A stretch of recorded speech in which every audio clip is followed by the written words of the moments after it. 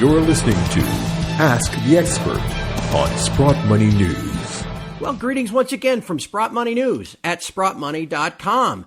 It is April 2021. It's time for your Ask the Expert segment. I'm your host, Craig Hemke, and joining me this month is Joe Mazumdar.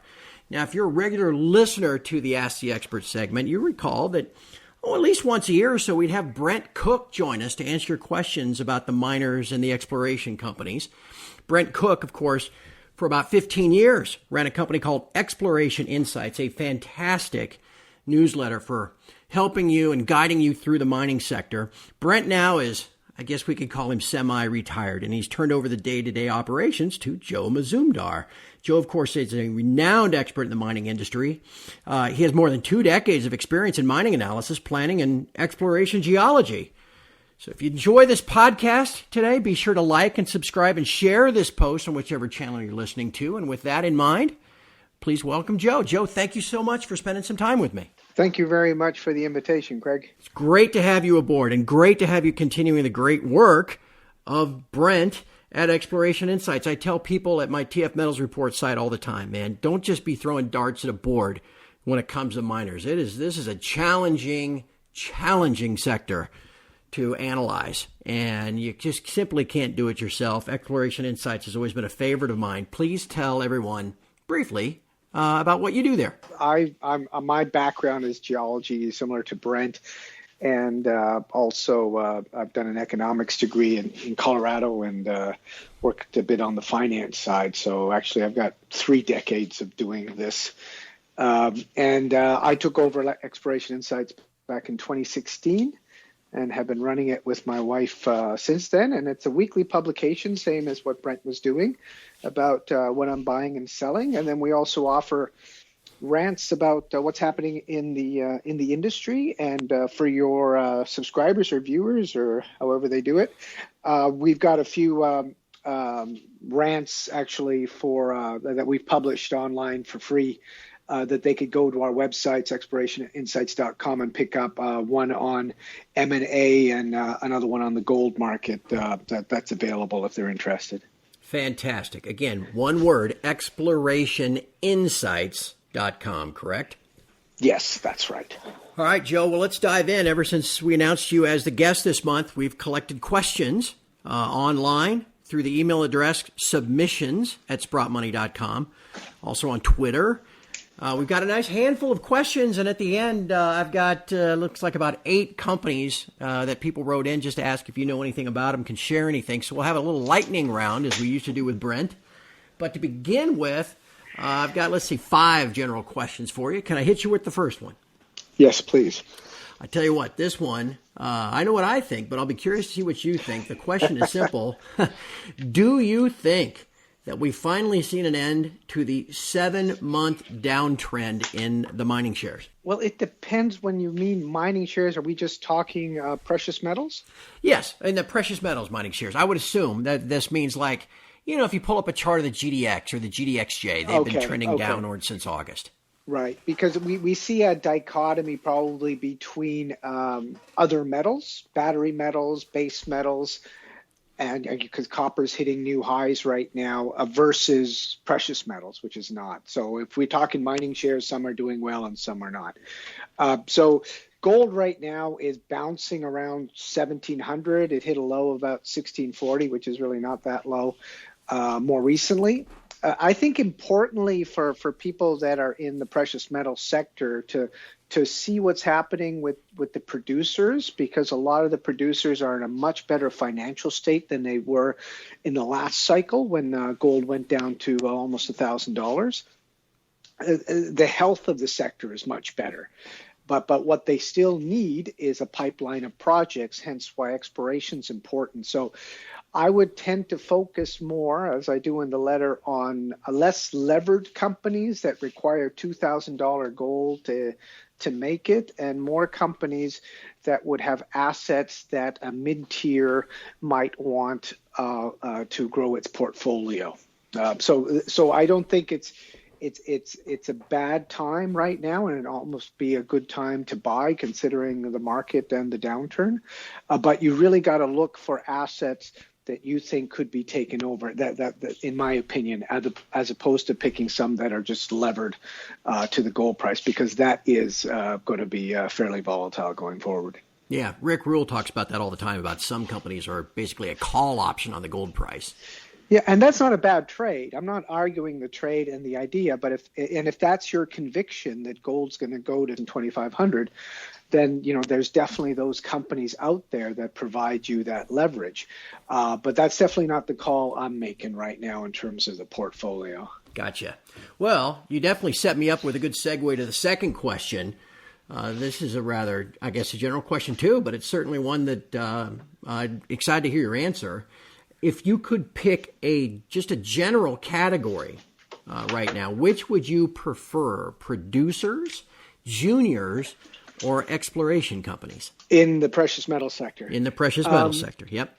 So I tend to diversify a bit. I'm not overweight in exploration. Such has never been overweight producers, but there was a time to be overweight producers, probably past April last year after we had a downturn. But you could have bought anything March 18th and made money. Yeah.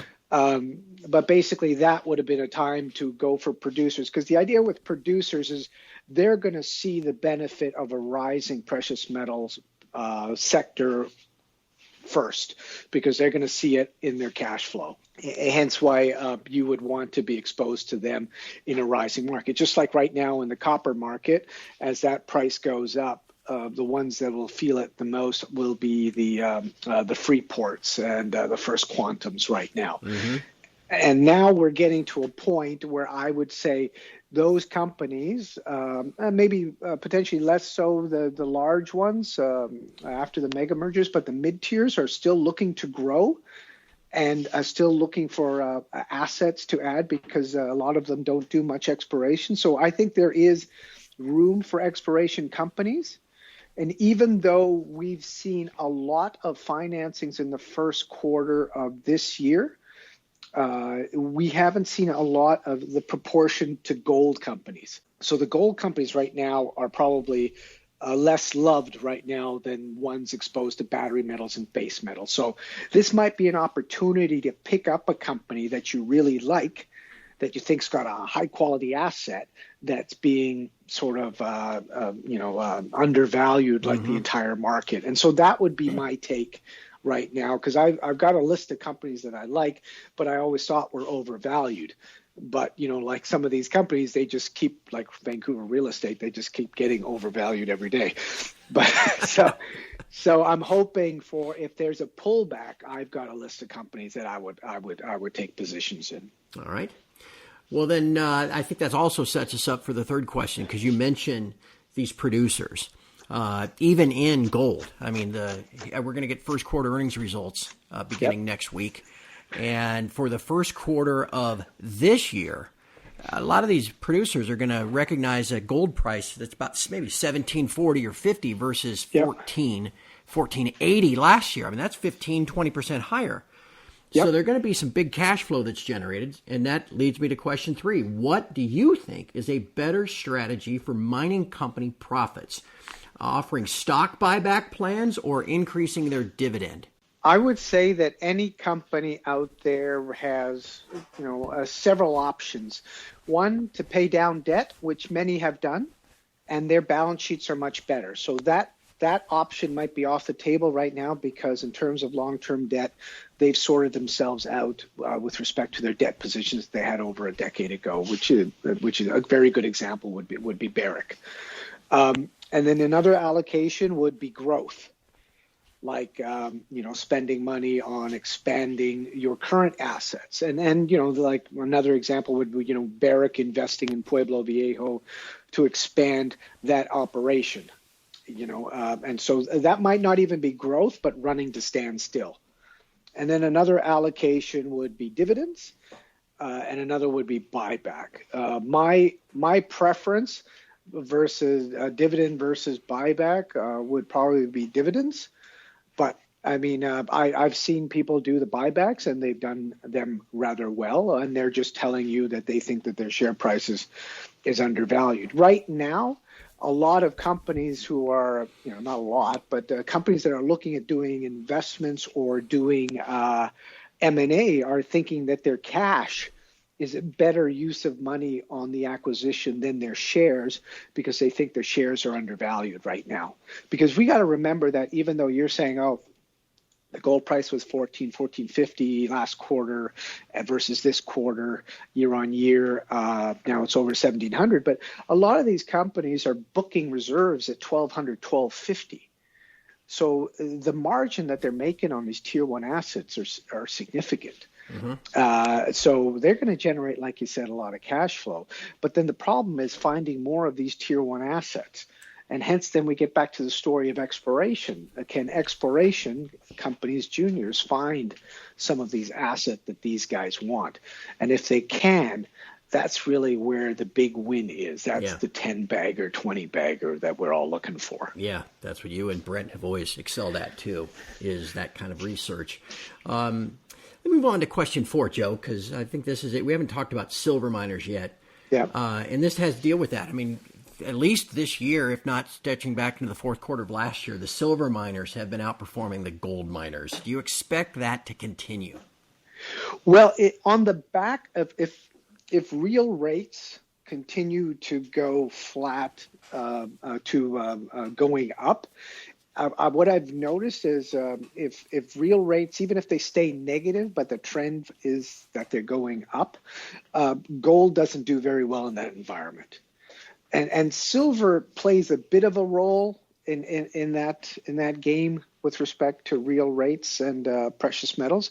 But right now, people are looking at silver as one of these metals of the future because the intensity of silver use in solar panels and some other industrial applications of silver.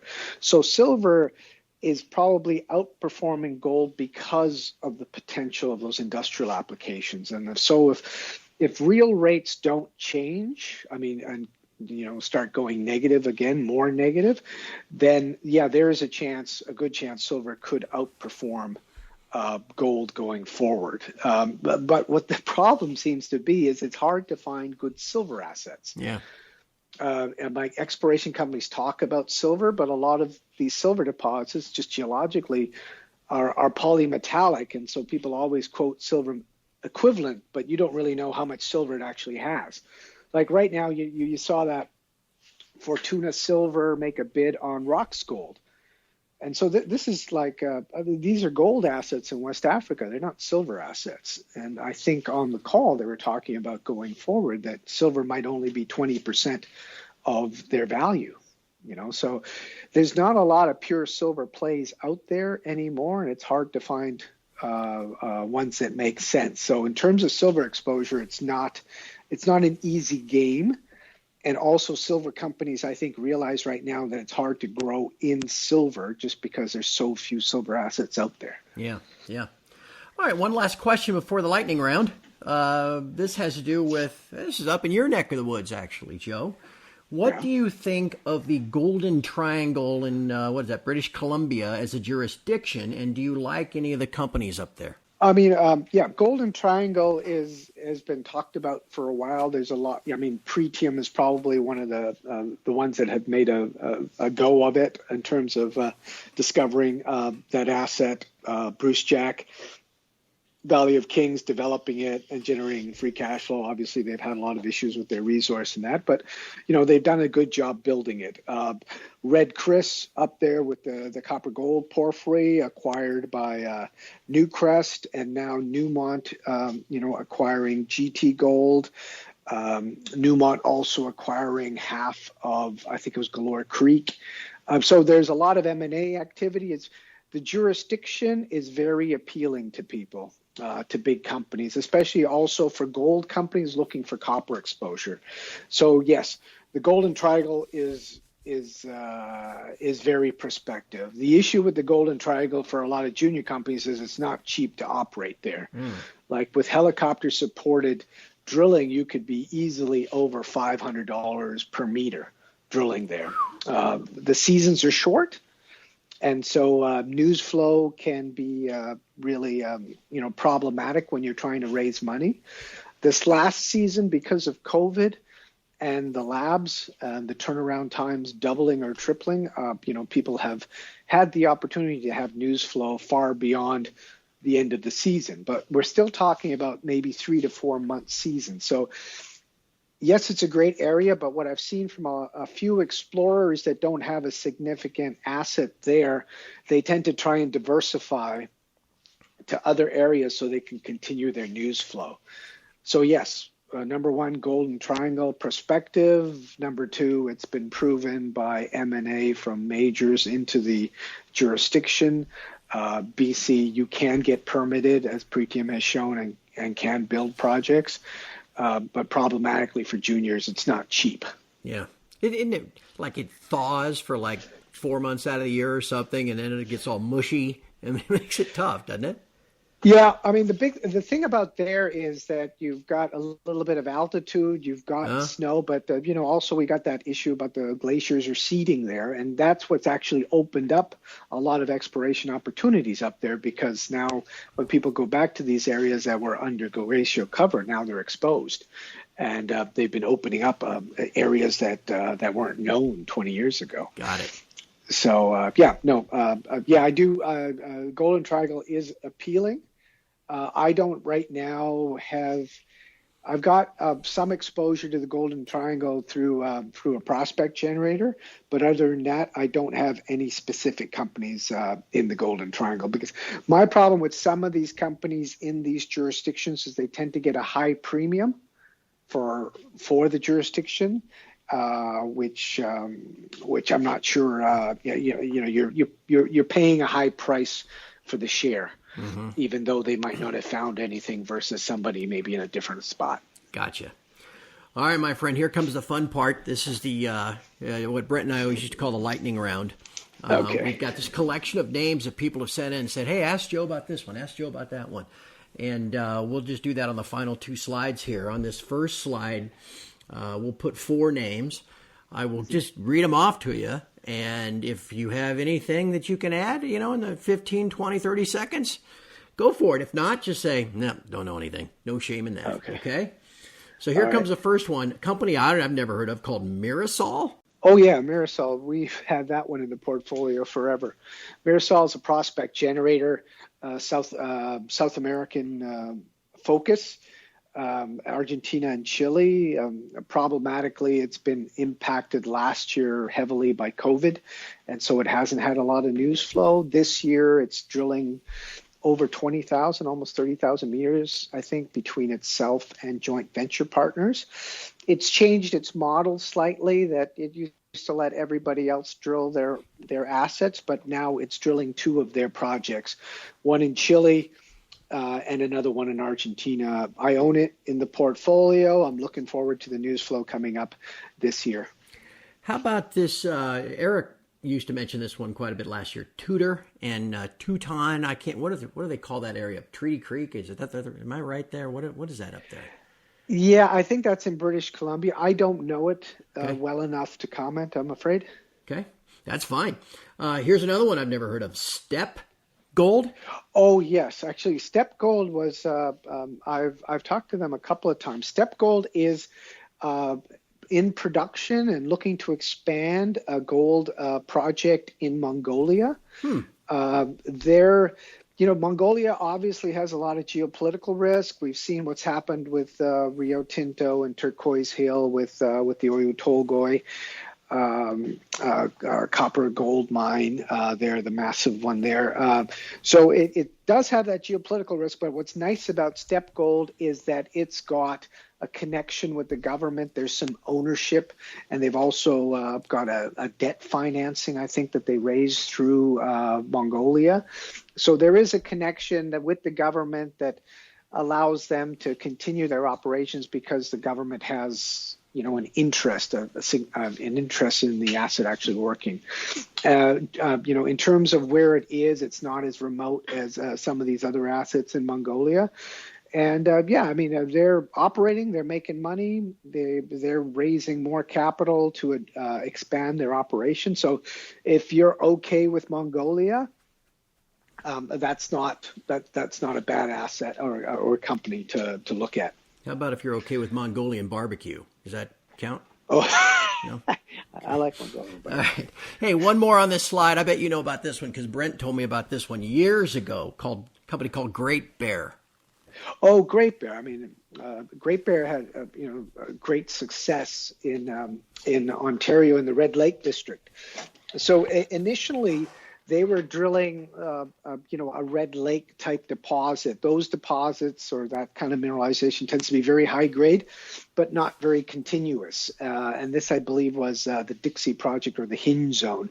Then what they found later in their exploration was the LP fault, which looks more like, I believe, like Hemlo, and also not so deep, potentially near surface. And they've been drilling that. I think they raised recently $70 or $80 million in the first quarter, and they're drilling, I believe, another 100,000 meters.